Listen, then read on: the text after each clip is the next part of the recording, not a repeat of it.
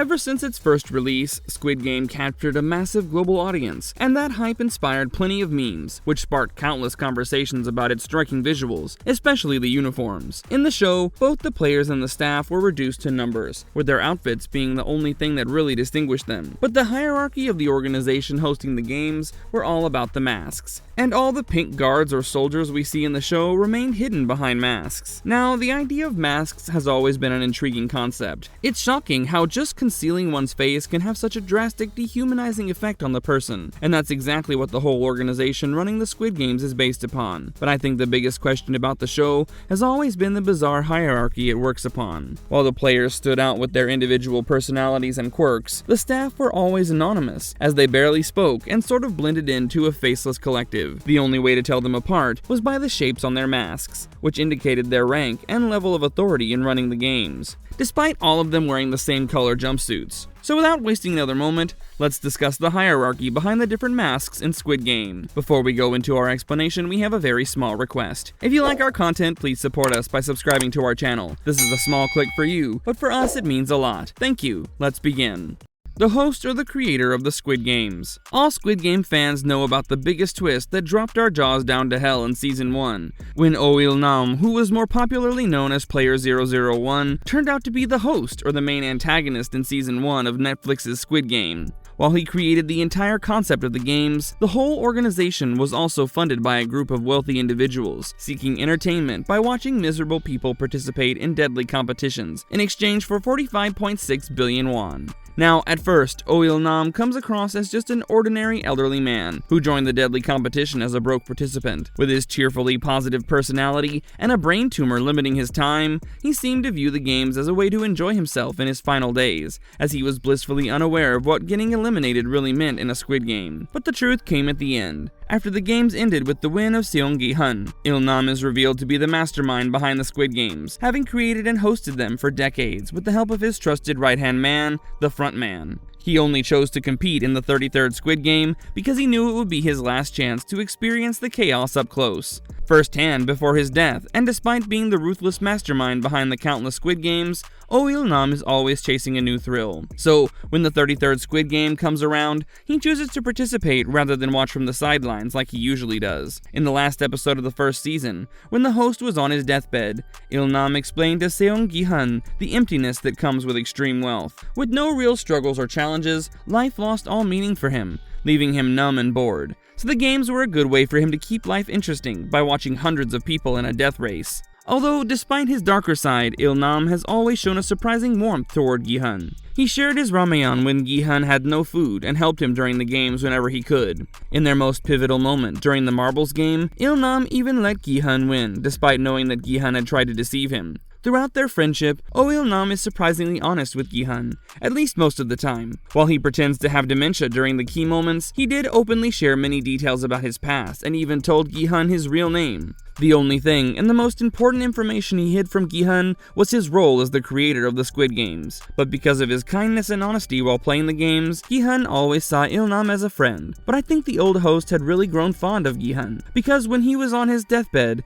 Il-nam confessed that he let Gi-hun live simply because he truly enjoyed their time together, which low-key seemed like Gi-hun may have been the first real friend Il-nam had in decades. He also mentioned that the last time he enjoyed so much was during his childhood, playing the very games he later turned into a deadly competition. So for Il-nam, his bond with Gi-hun rekindled a long-lost sense of fun and connection. But there are also subtle signs that Oh Il-nam cared for his teammates, even if he hid it well. After the riot, he stayed awake to keep watch, seemingly to protect them in case someone tried to attack again. During the tug-of-war, he showed uncharacteristic determination to win, not just for himself, but knowing that if he lost, his entire team would die with him. Even though he was the mastermind behind the Squid Games, Il-nam makes an effort to keep the competition fair. Early on, he cast the deciding vote to let the players leave rather than forcing them to stay, offering them a chance to escape the horrors of the game, and in moments like these, it would seem like he's trying to be a good person. but it's also possible he was just trying to manipulate other players' perception of him. Nam also takes steps to enforce fairness in the Squid Games, when he allows a player to sit out during the marbles game if they can't find a partner, and ensures the guards intervene if violence breaks out during marbles or voting. Anyone caught breaking the rules faces swift punishment from the frontman, thus reflecting his strict adherence to the structure he has created. But at the same time, Ilnam holds a deeply cynical view of humanity, as he believed that people are inherently selfish and treacherous. At the end, he pointed out to Gi-hun that the way these players betrayed everyone and used ruthless tactics to win the games was proof of his disbelief. Even in his final moments, he challenged Gi-hun to a grim bet on whether a homeless man left sleeping in the freezing snow would be saved by a bystander before midnight. For Ilnam, that was his one last attempt to prove his point about the dark nature of humanity. The frontman. Okay, so the frontman stands out from the rest of the workers because of his unique mask, which inherently symbolizes his higher status, as compared to the rest of the staff members in the organization. For much of the season, it appears that he's the one calling the shots by wielding authority over both the workers and the contestants. However, it soon becomes clear in Season 1 that he's orchestrating the games, primarily to entertain the VIPs. Despite his apparent power, the frontman isn't at the top of the hierarchy, as we see him answer to the host, whose identity remains a mystery, until the shocking reveal in the Season 1 finale. But by the end of Season 1, we find out the man behind the black mask is Hwang In-ho, the brother of Detective Hwang Jun-ho, who infiltrated the 33rd Squid Game in an attempt to find him after he went missing. Now, In-ho played the 28th Squid Game in 2015 as player 132, and won the game before he became the frontman. Since he's essentially second in command, it's fitting that the frontman wears a black and angular mask, giving him the appearance of a robotic character straight out of a video game. Unlike the workers, his mask has no white shapes, and he wears it with an all-black outfit instead of their signature pink uniforms. But the frontman wields absolute control over all three classes of guards, and observes the survival competition games through several monitoring screens as the game unfolds. He sometimes steps in when a situation gets out of control during the games, such as when the identity of a staff member is somehow revealed, as it's forbidden in the games, in which case the frontman storms in and executes the exposed staffer. The frontman is also often seen answering phone calls back at his quarters, communicating with the person on the other line about the ongoing competition. This is usually the host, whose orders he carries out in Season 1. As the frontman, In-ho is cold and calculating, given that he was the main overseer of the games. He's remorseless with his killing, showing no signs of hesitation when killing others who get in his way. He's also highly analytical and meticulous with his anonymity, as well as his planning, ensuring that the games are hidden from the outside world. I mean, he literally shot his brother to get the evidence of the game from him, and used his connections to keep him away from the island in Season 2. Plus, the Player 001 twist continued in Season 2, when In-ho entered the games with Gi-hun once again as Player 001. Sure, the frontman joining the games in Squid Game Season 2 might not be what we expected, but it makes a twisted kind of sense. His goal is to crush Gi-hun's determination, as he firmly believes people aren't fundamentally good or worth saving. Gi-hun, on the other hand, thinks that he can take down the games from the inside, and the frontman is determined to prove him wrong. So the easiest way to do that is to manipulate the tournament from within, which is something he can do now as Player 001. In-ho also seems fascinated by Gi-hun, because in the first game of Red Light Green Light, he watches closely as Gi-hun risks everything to help others. Then by episode 4, he begins befriending Gi-hun by introducing himself as Young-il, asking pointed questions about his motives and goals. With his impressive poker face, it's really hard to read the frontman's thoughts during these conversations. But with Gi-hun being the only winner to fight back so boldly, it's clear that he has become an intriguing case study for the frontman. But then you should also know that In-ho was a different person before he became the frontman, or even part of this inhumane shindig. In Squid Game Season 2, the frontman, who was now going by the name Young-il, was actually deeply shaped by his past as In-ho, a former police officer with a tragic backstory. In-ho was once a devoted husband, but his life took a devastating turn when his wife was diagnosed with acute cirrhosis. In the early episodes of the new season, he discusses her struggle with the illness, and as her condition worsened, the couple learned she was pregnant. But despite doctors advising them to terminate the pregnancy due to the risks, In-ho's wife was determined to have the baby, and their situation only grew dire as they struggled to find a liver donor. And In-ho resorted to borrowing money from dangerous sources in a desperate attempt to save her. Of course, the financial strain and his actions didn't go unnoticed, because In-ho's superiors began accusing him of taking bribes, which ultimately made him lose his job, despite his years of dedicated service. Later, his wife's condition continued to deteriorate. His inability to save her or their unborn child marked the beginning of his descent into the man who would eventually become the frontman. Plus, a conversation between Jun-ho and his mother, who was the stepmother of the frontman, really shed light on the family's tragic past. Years before his his wife's diagnosis, In-ho had apparently donated a kidney to Jun-ho. However, when his wife fell ill, he couldn't sell his own kidney to pay for her treatment, and because the family was already struggling financially, Jun-ho or his mother could not help In-ho cover the cost of his wife's treatment. So in the years that followed, the frontman distanced himself from his family, and even avoided visiting his wife's burial site. These difficult life experiences played a key role in shaping his outlook, and ultimately led him to the Squid Games, because now his trust in humanity has been shattered by betrayal and hardship. And this deep cynicism pushed him to enter the games once again, as he was determined to break Gi-hun's belief in the goodness of people. That is the sole reason why he keeps manipulating Gi-hun as Young-il, foils his plans of rebellion by killing all the players who joined him, and ultimately killing Gi-hun's best friend Jung-bae, in order to have him deal with the consequences of his thirst for revenge. Plus, the guilt over Jung-bae's fate is likely to push Gi-hun to inaction, as he did everything he could to stop the people behind the games, which resulted in nothing but more suffering. In the end, In-ho even faked his own death in order to make sure Gi-hun was not suspicious, and later returned dressed as the frontman to serve as ultimate card to Gi-hun. Anyway, now that Il-nam is dead, it seems like In-ho is in charge of running the entire organization, which is why he's screwing around with Gi-hun in the first place.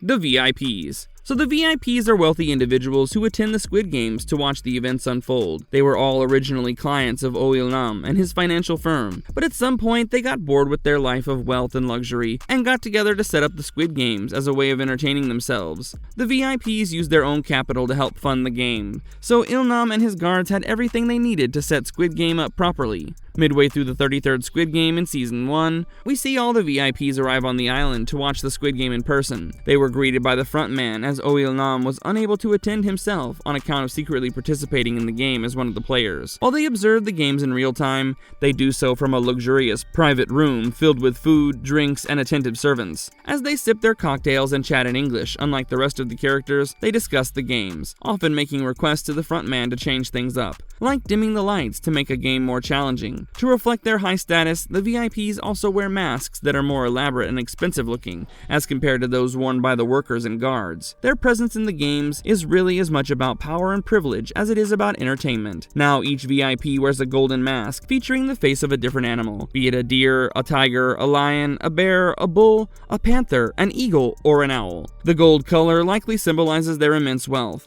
Plus, their masks are angular, just like the frontman's, but with one key difference, that the VIP masks have eye holes, allowing them to see clearly. The workers and frontman, on the other hand, have no visible eye holes, thus leaving their faces completely concealed. This design choice mostly highlights the VIP's role as observers. In film theory, the gaze refers to the power held by those who watch, as they control the narrative by looking. Catering to that, the VIPs hold immense power over the contestants, because they're not just watching, they're betting on the outcomes of the games, making them both spectators and decision makers in the game's brutal dynamics. Moreover, the specific animals on the VIP mask might have symbolic meanings, though it's unclear if they were intended to represent anything specific. For example, the deer is often associated with the divine, so the person wearing the deer mask could potentially be a religious leader. The tiger symbolizes power, so the tiger mask wearer might be a politician. The bull represents wealth, meaning that person might come from the world of banking or finance. In Korean mythology, there's a story about people descending from a bear woman, so the person in the bear mask could be linked to royalty or a high-ranking national figure. However, these are just speculative connections based on the general symbolism of the animals. But, like the workers and the frontman, the VIPs also keep their true identities hidden. However, unlike the workers, who all wear similar masks to keep them anonymous, the VIPs each wear unique animal-themed masks that set them apart from one another. This means that even though their real faces and names are concealed, the VIPs and the frontman still retain a sense of individuality. In the twisted world of Squid Games, identity is a privilege reserved for the few. Plus, in here, a clear class divide is evident, with the workers being kept faceless and anonymous, while the frontman and VIPs being distinguished not only by their masks, but also by their power and status.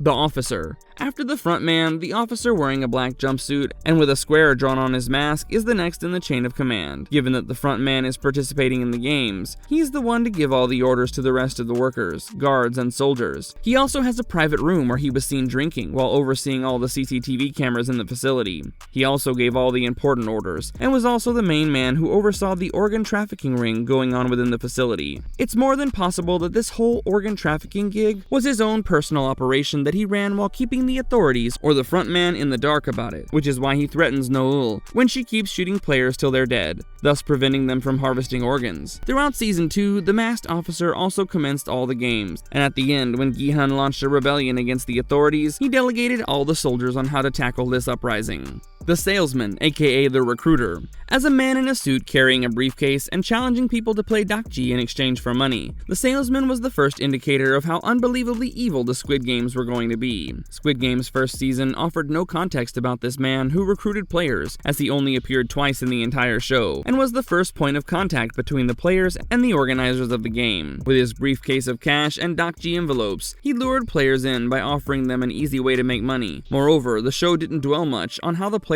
were specifically targeted, apart from having crippling debt in common. However, it seems that the Salesman approached a specific group of people that had already been chosen on this basis. After several rounds of dakji with inarguably the easiest game in Squid Game, he gives them a card with a logo and a phone number for the players to call for the chance to play more games and make money.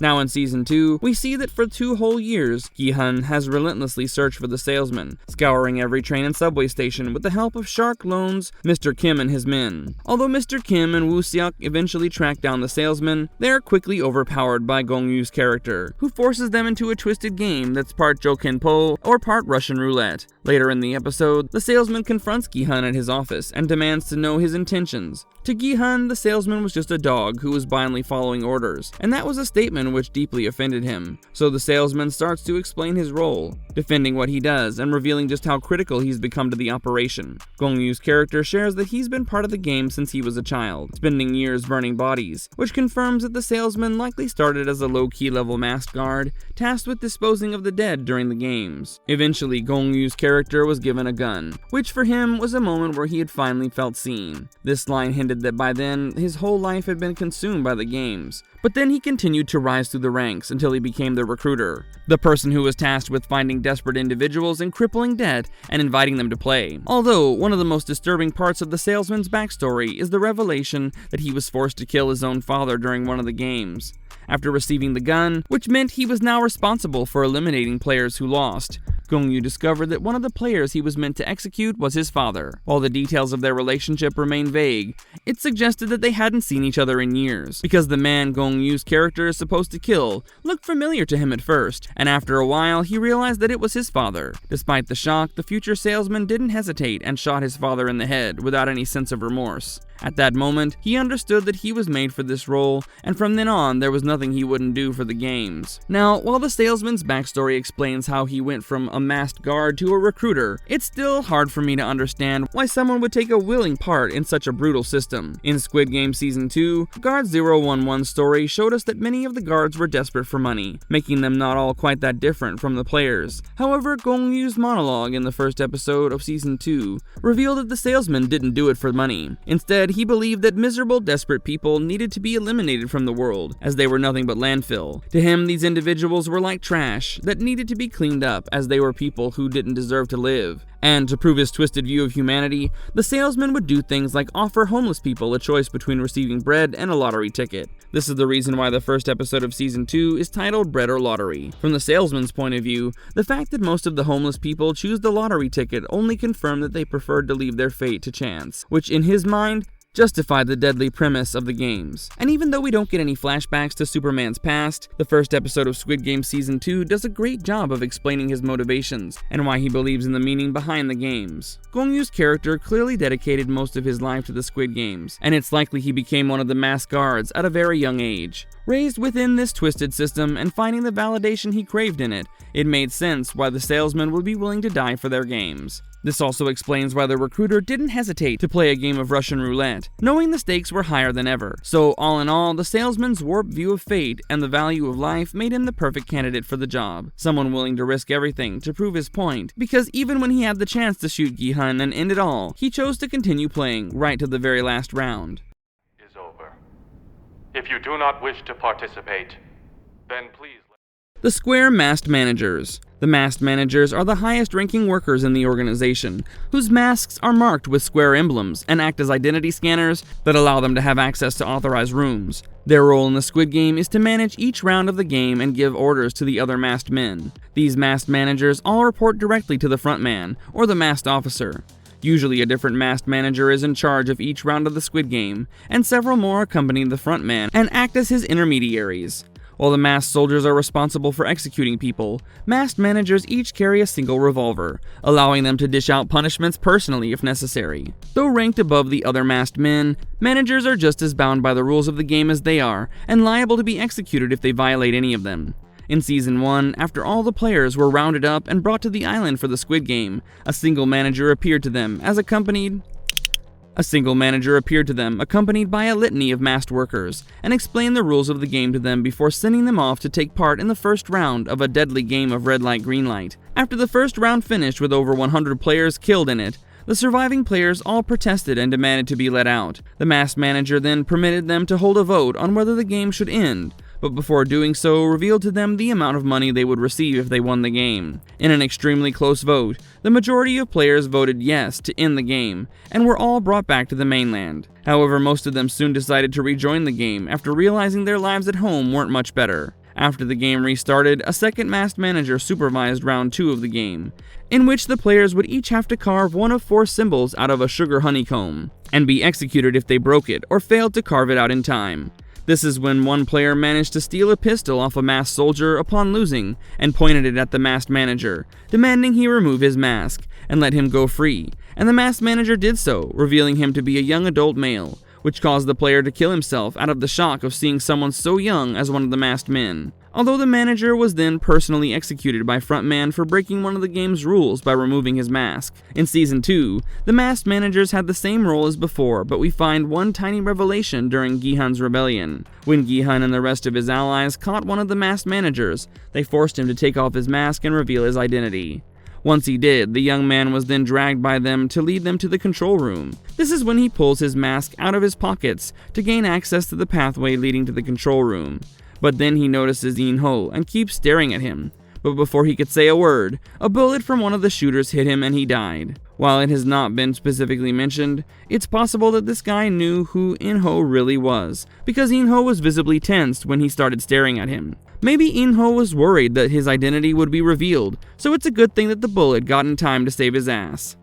The triangle masked soldiers and guards. So the pink jumpsuit guys with triangle emblems on their masks were the soldiers, or the guards who were in charge of executing the players who failed the games or violated the rules. Unlike the masked workers below them, masked soldiers carry firearms, which were most often semi-automatic rifles and a revolver as a sidearm. They're bound by most of the same rules that the masked workers are, meaning they cannot remove their masks. However, they are ranked above the masked workers and thus permitted to boss them around and occasionally convey orders to them on behalf of masked managers. In addition to enforcing the rules of the game, soldiers also serve as bodyguards to the masked managers to keep the players from getting too close. Plus, all guards display the same indifference towards the contestants, with their concealed identity and homogeneous uniforms being used as a common method of dehumanization. Guards are also not seen to react to the deaths of contestants through their body language, and they also keep standing quietly even if a player talks to them. Moreover, besides managers, guards are not permitted to leave their room without permission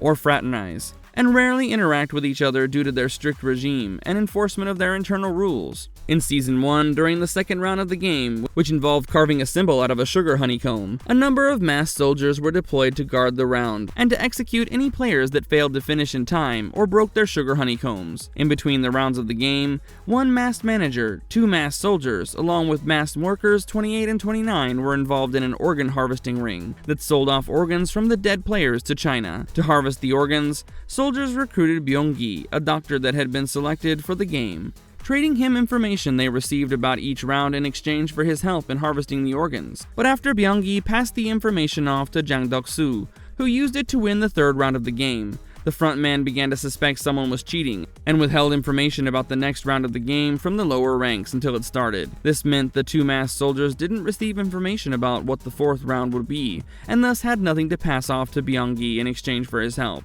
causing him to turn on them. It was then that the front man discovered what was going on and executed the soldiers, Byung-gi, and everyone else involved in the ring before hanging their corpses out as a warning to anyone who thought of cheating. In Season 2, we see most masked soldiers acting as guards while the front man walks into the pub where he's supposed to be ambushed by Gi-hun. Following this, in the first round, we see how these pink soldiers are trained snipers who are specifically given orders to kill players when they need to be eliminated. Not just that, through Noel's character, we also see how the triangle masked soldiers are recruited into the organization. We first meet Noel in the second episode when a police officer finds her sleeping in her car. She's a defected soldier from North Korea who now works as a mascot at a local theme park. Noel has been looking for the daughter, who was left behind in North Korea, and has even hired a private detective to look for her. However, the detective, clearly frustrated and insists that he has already tried, also reveals that Noel allegedly attacked a superior in North Korea before fleeing the country, which made locating her daughter nearly impossible. The broker also urges her to give up the search, arguing that her child likely died, even though no one has actually witnessed her death or found her body. Discouraged by his words, Noel then looks at a photo of her husband and daughter, wondering if she will ever reunite with her family. The episode also shows that Noel is living out of her car, a sign of just how desperate her situation has become. It was at her lowest point when she was ready to give up that she received the information calling card. However, during the red light green light game, it was revealed that she was not a competitor. Instead, she was one of the snipers, positioned in a booth at the top, tasked with shooting players who lose. While episode 2 doesn't explain how becoming a guard might help her find her daughter, it implies a connection between her desperation and the opportunities the games appear to offer. Episode 3 later sheds more light on her decision, featuring a pivotal conversation between Noel and the masked officer that reveals the true reason she agreed to join as a guard. In Squid Game Season 1, some guards were secretly running an illegal organ trading operation, harvesting organs from fallen competitors and selling them back on the black market. Season 2 shows that this sinister side operation is still alive. During the red light green light game, one of the guards intentionally shoots a losing competitor in the leg, ensuring he's still alive and his organs remain viable. However, Noel intervenes by ending the man's suffering by shooting him in the head. Basically, while Noel dutifully carries out her grim job of eliminating players, she soon clashes with other guards by refusing to take part in their corrupt practices. And because she's a triangle masked soldier, it places her in the middle tier of the guards' hierarchy, above those with circle masks, but below those with square ones. When the masked officer, who appears to oversee the organ trade, quickly learns what happened, he asks which guard shot the man, and he's told it was 011,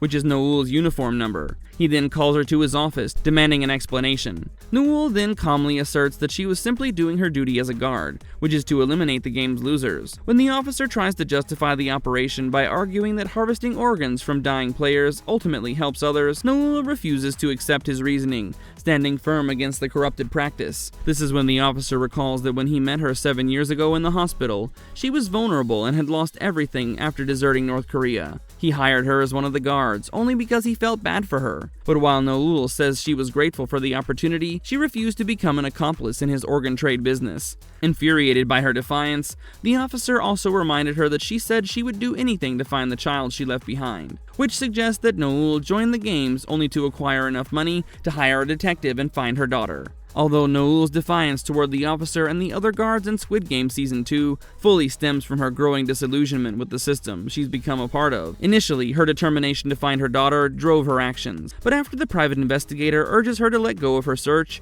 she begins questioning whether the pursuit is even worth it anymore. Naturally, her resolve falters even more when she encounters a man in the games who appears to be participating solely to save his sick daughter, battling cancer. When this moment of empathy deepens her inner conflict, the officer begins to see her as a liability, and Noel only confirms his fears by killing another player who had been deliberately left half dead by the guards, directly opposing their corrupt practices. Seeing her as a growing threat, the masked officer then allows the other guards to target her. So later, 2 guards break into her room to intimidate her, warning her to stay out of their way and to save her life. She steers clear from driving any attention toward herself in the next 3 days.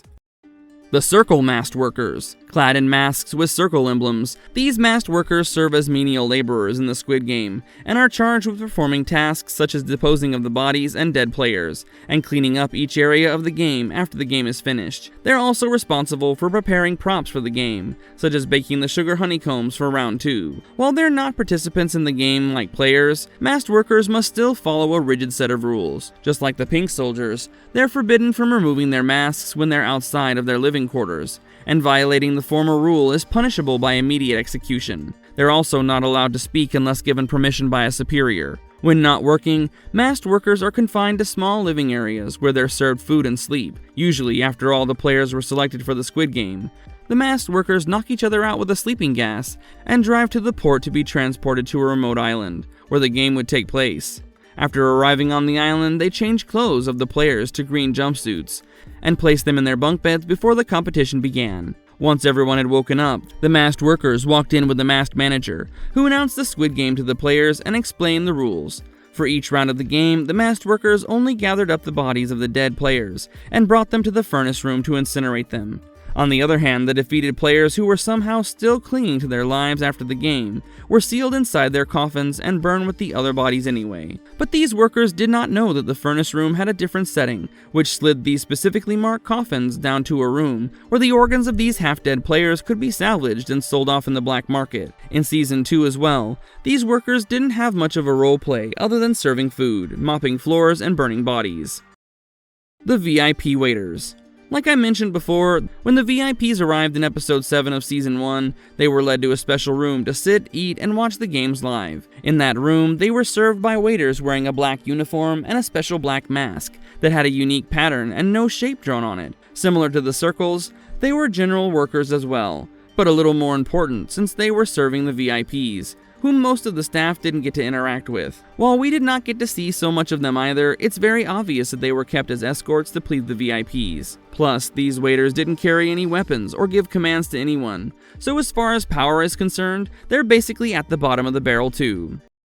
Captain Park. While he does not fit into the organizational structure of the people in power on the mass side of the Squid Games, Captain Park is most definitely the frontman's undercover agent who made sure Jun-ho did not find the island where the games were being held. Jun-ho frantically searched for the island on Captain Park's ship for 2 whole years and found nothing. Later, when he took a whole team of armed henchmen to search for Gi-hun and the island, the captain led them to a booby trap set by In-ho to keep his brother away. He even tried to tamper with the drone they used to search the island and killed the tech guy when he realized he was working for the enemy. Ultimately, in a way, Captain Park is the frontman's eyes and ears outside, which is probably how he saw Gi-hun coming to kill him in the beginning. So that was our take on the hierarchy behind the different masks in Squid Games. But I have to ask, do you guys feel the Squid Game series was missing the oomph that the first season was such a big success for?